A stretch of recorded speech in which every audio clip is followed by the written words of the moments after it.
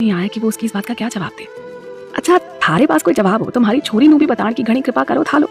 बाकी तो फिर महारा राम जी जाने से यो छोरे के मन में कब कौन सी बात बैठ जाए यो तुम्हारा राम जी और छोरी के कान्हा जी भी जान सके कौनी। एक हग। सोनम अमित की बात सुनकर अचकचा गई थी और अपने चेहरे के भावों को छुपाते हुए बोली, ऐसा कैसे हो सकता है? हाँ, हमारी शादी की तो अभी डेट भी फिक्स नहीं हुई है, तो ऐसे में ये सब। सोनम फिर से हकलाने लगी थी और वजह थी अमित का उसको शरारती ढंग से मुस्कुराते हुए देखना।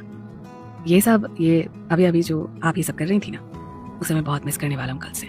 तभी तो कह रहा हूँ कि हम भी शादी कर लेते ना, तो फिर हमें यूँ अलग अलग रहने की कोई ज़रूरत नहीं पड़ेगी और ना ही मुझे आपकी इन प्यारी प्यारी सी बातों को मिस करना पड़ेगा। अमित ने सोनम के हाथों को अपने हाथों में लेकर कहा। सोनम को चुप खड़ा देखकर वो उसके कान के पास जाकर धीरे से बोलता है, एंड आई प्रॉमिस दैट मैं आपको बिल्कुल भी परेशान नहीं करूंगा जब तक कि आप ना चाहें। सोनम ने हैरानी से अमित की तरफ देखा तो अमित ने शरारत से उसकी तरफ आंखें झपका दी। इससे पहले कि वो उसकी शरारत पर कुछ कहती, अमित को फिर से शरारत सूझी। पर हाँ, अब जब शादी हो जाएगी हमारी तो आपको खुद में महसूस करने की तो आप इजाजत दे देंगी ना। अब इतना तो आपको मेरी बात माननी पड़ेगी, क्योंकि इससे कम में तो मुझे कुछ मंजूर होगा नहीं। अमित की बातें सोनम की जान सुखाई दे रही थी। वो बस नजरें झुकाए उसकी बेसर पैर की बातों को सुन रही थी, बिना गर्दन को हिलाए डुलाए। आप सुन रही हैं ना?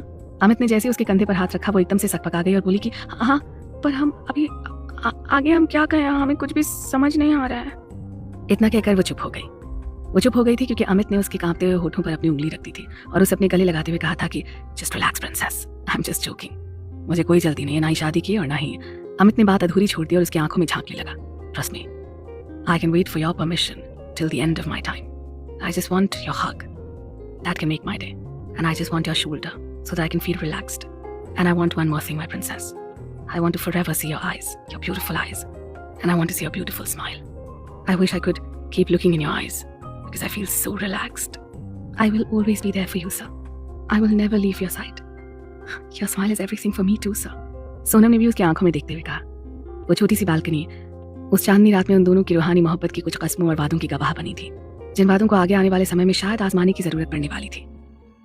पुलकित भी अपने रूम में अपने बैग में कपड़े रखते हुए प्रिया को ही सोचे जा रहा था। बस आज की रात और है मेरे और तुम्हारे बीच, और आने वाले कल में मैं तुम्हारे और अपने बीच का हर फासला मिटा दूंगा। जो भी दर्द तुमने इन 4 सालों में मेरी चुप्पी की वजह से झेला है, हर उस दर्द को तुम्हारी मुस्कुराहट के रूप में तुम्हें वापस कर दूंगा मैं। ये वादा है मेरा तुमसे पीयू। पुलकित ने अपने बेड की तरफ की लाइट ऑफ की और बिस्तर पर लेट गया। नींद तो आनी नहीं थी, पर रात भर लाइट जलाकर चहलकदमी भी तो नहीं कर सकता था वो। सो बेमन ही वो लेट गया और पीयू से मिलने की खुशी में कब उसकी आंख लग गई वो जान ही नहीं पाया।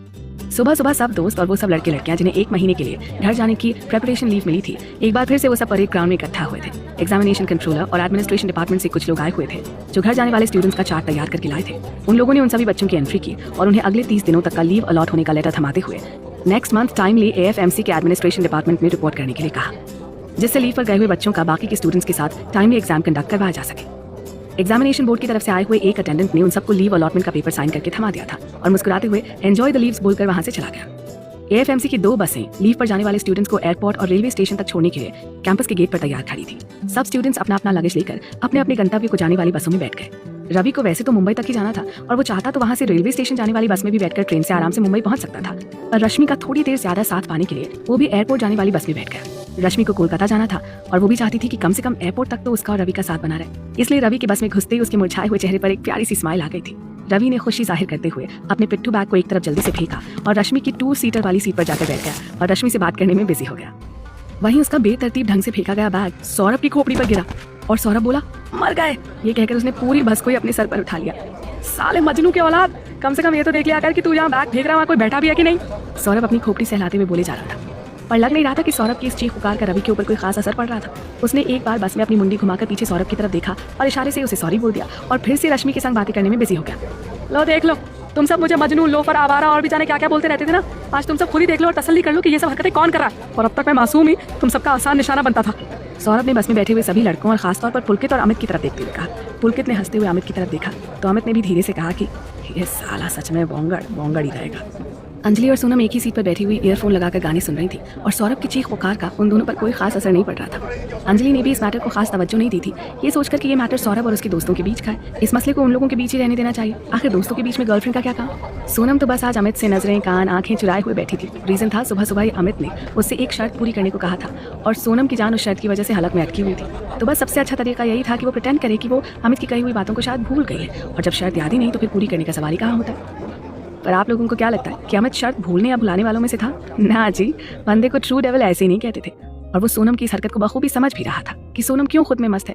प्रिंसेस, आप चाहे कितना भी दिखा लें कि आपको मेरी दी हुई शर्त भूल गई है, पर ये जो आप बात बात पर चौंक रही है ना, ये साफ बता रहा है कि आप सर से लेकर पांव तक मेरी दी हुई शर्त के बारे में ही सोच रही हैं। आपके पास आज रात तक का समय है। Let's see what can you do to complete your task. Amit ने एक नजर आंखें बंद करके बैठी हुई सोनम को जी भर निहारा और फिर मुस्कुराते हुए पुलकित और सौरभ की तरफ जाकर बैठ गया। कान्हा जी, जब हमें ऐसे देख रहे होते तो फिर चाको मतलब तो बस यही है कि जरूर इनके मन में आज सुबह की शर्त के बारे में कुछ ऊट पटांग चल रहा होगा। सोनम ने धीरे से अपनी आंखें खोली और अमित को पुलकित और सौरभ के साथ बिजी देखकर अपनी उंगलियों को आपस में ही उलझाते हुए सोचने लगी। पता नहीं इनके दिमाग में जो ऊट पटांग आइडिया कहाँ से आते हैं, जो हमारी जान सुखाए के लिए काफी होते हैं। सोनम अब अपनी उंगलियों को छोड़कर नाखून चबाने लगी थी घबराहट में और उसका दिल जोरों से धड़कने लगा था। थक थक थक थक थक थक। सुबह सोनम के रूम की बालकनी। हमारे सोमित रात भर एक दूसरे से बातें करते हुए एक दूसरे की बाहों में कब सो गए थे कुछ पता ही नहीं चला था दोनों को। अगली सुबह जब कैंपस में सफाई करने वाले की झाड़ू की आवाज कानों में पड़ी तो दोनों ही कुनमुनाते हुए अपनी अपनी आंखों को खोलकर बैठ गए। अभी सूरज उगा नहीं था और उस सफाई वाले को छोड़कर किसी को भी सुबह सुबह जल्दी उठने की आदत तो थी नहीं। सो बस कैंपस में चारों तरफ एक अजीब सी शांति फैली हुई थी, जैसे बस बीच बीच में वो झाड़ू की आवाज ही तोड़ रही थी। सुबह हो गई और हम अभी तक ऐसे ही हैं और आप यहीं पर हैं। प्लीज यहाँ से जाइए इससे पहले कि आलू या फिर कोई और आपको यहाँ पर देख ले। सोनम हड़बड़ाहट में बस बोले चली जा रही थी। अमित ने सोनम के होठों पर उंगली रख दी और कहा कि रिलैक्स प्रिंसेस, डोंट पैनिक। अभी टाइम देखिए, सिर्फ 5 बजे हैं सुबह के और अभी इन आलसी डॉक्टरों में से कोई नहीं उठने वाला। और वैसे भी जल्दी और घबराहट तो मुझे होनी चाहिए यहाँ से चले जाने की, और मुझे तो अभी कुछ देर और बैठना है आपके पास। अमित ने सोनम की कलाई थामी और उसे अपने पास बैठा लिया। सोनम नासमझी वाले भाव में बैठ गई। वो यही सोच रही थी कि अगर किसी को गलती से भी पता चल गया कि अमित रघुवंशी सोनम के कमरे की बालकनी में था तो पूरे कैंपस में इस बात को लेकर चटपटी गॉसिप फैल जाएगी और ये है कि इतने रिलैक्स होकर बैठे हैं जैसे इन्हें कोई फिक्र नहीं है यहाँ से जाने की। क्या सोच रही हैं आप? अमित ने सोनम के चेहरे को प्यार से निहारते हुए कहा। फिर सोनम के जवाब का इंतजार किए बिना ही वो थोड़ा सा सोनम की तरफ और खिसक कर बैठ गया और उसके चेहरे को अपने हाथों में भरकर बोला कि वैसे आपको किसी ने बताया है कि नहीं कि हर सुबह आप बहुत खूबसूरत और मासूम सी होती है, और अगर कोई इस खूबसूरत और मासूम सी सुबह में आपके चेहरे का दीदार कर ले तो I'm damn sure वो पागल हो जाएगा, ये सोचते हुए कि कमबख्त ये सुबह ज़्यादा खूबसूरत और मासूम है या फिर आपका ये नींद से जगा हुआ एकदम ताज़ी खिली हुई गुलाब की कली जैसा मासूम सा चेहरा ज़्यादा खूबसूरत और दिलकश है। आपकी नींद में अलसाए आंखें कितनी नशीली लग रही हैं कि कहीं मुझे लोग शराबी ना समझने लगे। आपकी आंखों में डूबकर मुझे भी ऐसा ही नशा हो रहा है। आपके बेतरतीब से बिखरे हुए काले लंबे बाल जब आपके सुर्ख रुखसारों को ढक लेते हैं तो ऐसा लगता है कि सुबह सुबह ही काले काले बादलों ने चांद को अपने आगोश में ले लिया। सरा मुझे यह एहसास तो होने दीजिए कि दुनिया की सबसे बड़ी दौलत जो आपके कान्हा जी ने मुझे गरीब की झोली में डाल दी है, बस आपको पाने के बाद अब कुछ और पाने की हसरत ही नहीं बची है। पर हम तो हमेशा से आपके हैं सा। सोनम ने अमित के दोनों हाथों को अपने हाथ में लिया। पलकों की चिलमन कभी उठती थी तो कभी दीदारे महबूब की बात हौले से झुक जाती थी। मैंने हर बार आपसे कहा है और आपको एहसास दिलाया कि मैं आपका हूँ और आप मेरी हैं, पर इस बार आप मुझे यह एहसास दिलाएंगे कि आप सिर्फ मेरी हैं, सिर्फ मेरी। अमित ने सोनम के चेहरे को अपने बहुत करीब लाते हुए कहा, इतना करीब कि सोनम की आंखें अब खुलने से मना कर रही थी। और यह एहसास आपको मुझे आज रात तक कराना है, कैसे भी मुझे इंतजार रहेगा। अमित ने धीरे से उसके चेहरे को अपने हाथों की गिरफ्त से छुड़ाते हुए कहा, पर हम कैसे? और ये सब कहना जरूरी है क्या? आप भी तो जानते हैं ना कि हम तो बस आप ही के हैं, तो फिर ये सब क्यों? सोनम परेशान हो गई थी कि अब ये एहसास वो कैसे करवाए। और सिंपल सा है धर्मपत्नी जी, चाहे तो यहाँ पर। अमित ने अपने माथे की तरफ इशारा करते हुए कहा, और या फिर यहाँ पर। अमित ने अपने दोनों गालों की तरफ इशारा करते हुए कहा, और सबसे लास्ट और सबसे स्पेशल जगह यहाँ पर। अमित ने अपनी एक उंगली अपने होठों पर रख दी और सोनम की तरफ शरारत से देखने लगा। हम ऐसा कुछ भी नहीं करेंगे, समझे आप? सोनम ने थोड़ा तैश में आकर कहा और फिर अगले ही पल शांत होकर अमित की तरफ रिक्वेस्ट करते हुए बोली कि आप जानते हैं ना ये सब हमारे लिए बहुत मुश्किल है, और फिर भी आप हमसे ये सब। सोनम आगे कुछ बोल नहीं पाई थी। सोच लीजिए, सिर्फ आज रात तक का टाइम है आपके पास। वैसे आपका टाइम अभी से ही शुरू हो चुका है, तो अगर आप अभी चाहें तो आई डोंट माइंड। अमित ने उसकी तरफ एक कदम आगे बढ़ाते हुए कहा, नहीं अभी नहीं, हम सोच कर बताते हैं। सोनम तेजी से पीछे की ओर हटने लगी थी कि तभी अमित ने उसकी कमर में हाथ डालकर उसे अपने करीब खींचते हुए कहा कि बताना नहीं है सोनम, एहसास करवाना है आपको मुझे अपने प्यार का। आखिर आपके प्यार को महसूस करने का मेरा भी तो हक है ना। अमित ने शरारत से मुस्कुराकर कहा और उसके माथे को चूमकर वापस रेलिंग से होते हुए खिड़की के छज्जे पर जाकर खड़ा होकर बोला, फिलहाल तो एयरपोर्ट निकलने की तैयारी कीजिए, सुबह 8 बजे परेड ग्राउंड में मिलता हूँ आपसे। अमित सच में किसी बंदर की तरह खिड़की से कूदता फांदता नीचे बाउंड्री के पास पहुंच गया और देखते ही देखते वो बाउंड्री फैलाकर अपनी सीनियर विंग के हॉस्टल की तरफ चला गया। सोनम कुछ देर तक तो उसकी इस कूदा फांदी पर मन मन मुस्कुराती रही, पर फिर जैसे अमित की शर्त याद आई उसके चेहरे का एक्सप्रेशन बिगड़ गया और वो सीधे कमरे में आकर अपने बिस्तर पर गिर पड़ी। दोपहर में पुणे एयरपोर्ट पर सबको एयरपोर्ट छोड़कर बस वहां से जा चुकी थी। सिक्योरिटी चेकिंग और लगेज स्कैनिंग के बाद सभी लोग वहीं वेटिंग लाउंज में बैठ गए थे। सिर्फ रश्मि और रवि को अलग अलग डायरेक्शन में जाना था, बाकी पुलकित, सौरांजलि और सोमित को दिल्ली तक तो एक साथ ही जाना था। दिल्ली से सौरांजलि को चंडीगढ़ और अंबाला के लिए निकलना था और इसके लिए उन दोनों को वहां से ट्रेन से जाना था। बाकी बचे सोमित और पुलकित, तो उन्हें तो फिलहाल दिल्ली ही स्टे करना था सोनम को छोड़कर। वो मयंक के साथ अगले दिन मथुरा के लिए निकलने वाली थी। सब अपनी अपनी बातों में व्यस्त थे कि तभी रश्मि और रवि की फ्लाइट का अनाउंसमेंट हुआ और वो दोनों सबसे और खुद से गले लगकर दो अलग विपरीत दिशाओं में चलती हैं। इस वादे के साथ कि बहुत जल्दी ही वो दोनों हमेशा हमेशा के लिए एक ही दिशा में साथ चलने के लिए अपने घर वालों को मना लेंगे।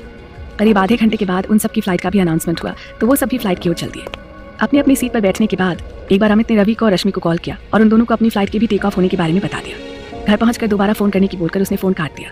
एयर होस्टेस उसे फोन को स्विच ऑफ मोड पर करने का इशारा करके जा चुकी थी। अमित ने एक लास्ट मैसेज रघुवंशीज हाउस कर दिया था, reaching in 2 hours with a surprise, और फोन स्विच ऑफ करके रख दिया। पुलकित की सीट सोनम और अंजलि के साथ थी, सो वो उन दोनों की सहूलत के हिसाब से किनारे की तरफ वाली सीट पर आंखें बंद करके बैठ गया था। सौरभ और अमित के साथ कोई वृद्ध महिला थी जिन्हें दिल्ली अपनी बेटी के घर जाना था, अपनी देवती के पहले बर्थडे पर, और ये इतनी जानकारी हमारे बोंगर महाराज ने ले ली थी उन आंटी से, जब तक कि अमित अपने फोन से फारिग होकर सौरभ की तरफ ध्यान दे पाता। तेरी यहाँ भी रिश्तेदारी शुरू हो गई ना, अमित ने धीरे से सौरभ के कान में फुसफुसाया। अरे कुछ नहीं, मैं तो बस यूं ही आंटी जी के हाल चाल ले रहा था, बहुत स्वीट है ये। सौरभ ने अपने बगल में बैठी हुई उन लेडी को देखते हुए कहा, अबे थोड़ा और धीरे बोलना, सुन लेगी तो बेटा भागने का मौका नहीं मिलेगा। तू अपने साथ साथ मुझे भी आंटी जी की बातें सुनवाएगा। अमित ने सौरभ का हाथ दबाते हुए कहा, रिलैक्स टुक्कू, वो नहीं सुन पाएंगी। सौरभ बहुत इत्मीनान से बोला, क्यों, तुझे बहुत पता है। अमित ने एक बांह ऊपर उठाते हुए कहा, हाँ ब्रो, आंटी जी थोड़ा सा ऊंचा सुनती हैं। और इतना कहकर उसने आंटी जी के कान में लगी हुई ईयर मशीन दिखा दी। चल ठीक है, पर तू ना अपना ये शटर बंद ही रख, वो भले ही ऊंचा सुनती हो पर मुझे बराबर सुनाई देता है, और वो भी दोनों कानों से, तो मुझे कोई मचमच नहीं चाहिए, समझा। डुग्गू ने सौरभ की तरफ टेढ़ी नजर से देखा और आंखें बंद करके बैठ गया। वो अच्छी तरह से जानता था कि अब फिलहाल 2 घंटे तक सोनम से बात करना पॉसिबल नहीं है, तो फिर क्यों ना थोड़ा सा सुस्ता लिया जाए। वैसे भी दिल्ली पहुंचने के बाद उसे बहुत सारे काम जो करने थे। ऐसा अजीब सा दोस्त है तू यार डुग्गू, मेरी बातें तुझे मचमच लगती हैं। खैर जाने दे, अभी तो सच में मुझे भी नींद आ रही है। और इतना कहकर वो भी आंखें बंद करके डुग्गू के कंधे पर अपना सिर टिका कर बैठ गया। पहले तो डुग्गू ने थोड़ा सा कंधा हिलाया डुलाया, पर जब सौरभ टस से मस नहीं हुआ तो साला चिपकू, ये बोलकर अमित हौले से मुस्कुराते हुए शांत सीधा बैठ गया। दोनों सहेलियों की आंखों में नींद नहीं थी, लेकिन दोनों ही अवनी और मयंक की शादी में पहनने के लिए कपड़ों पर और ज्वेलरी पर एक कभी ना खत्म होने वाली बहस में पड़ चुकी थी, जो शायद दिल्ली पहुंचने के बाद भी जारी रहने वाली थी।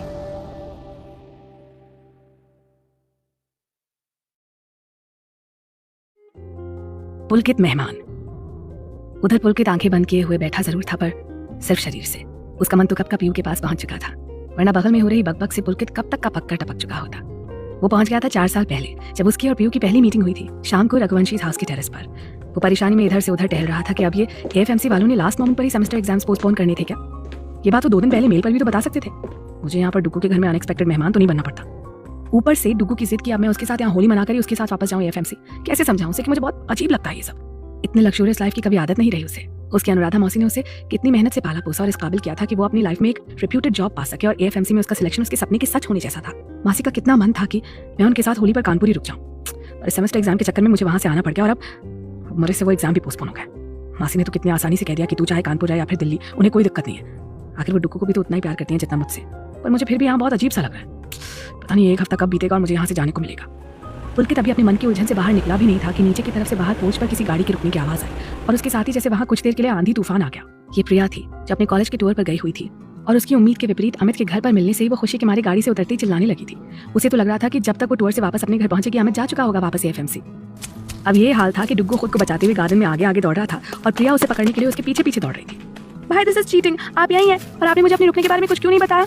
मुझे परेशान करने में आपको बहुत मजा आता है ना, आप तो गए। अब दोनों भाई बहन की धड़ पकड़ देखकर पुलकित वहीं टेरेस में अपने दोनों हाथों को बांधे खड़ा मुस्कुरा रहा था। अचानक ही पीयू की नजरें ऊपर की तरफ चली गई, और एक अजनबी को टेरेस पर खड़ा देखकर उसके देखने की वजह से वो भागते भागते रुक गई और फिर नजरें झुकाकर अंदर चली गई। पीयू अंदर तो आ गई थी, पर शायद अपने दिल को वहीं टेरेस पर छोड़ आई थी। टेरेस पर खड़ा हुआ गहरी नजरों से देखता वो अजनबी लड़का उसके मासूम से दिल में बिना नॉक किए हुए ही अंदर चला आया था, और अब उसका दिल जोर जोर से धड़क रहा था। शाम को खाने की टेबल पर प्रिया को गहरी आंखों वाला अजनबी वो फिर से दिखाई पड़ा।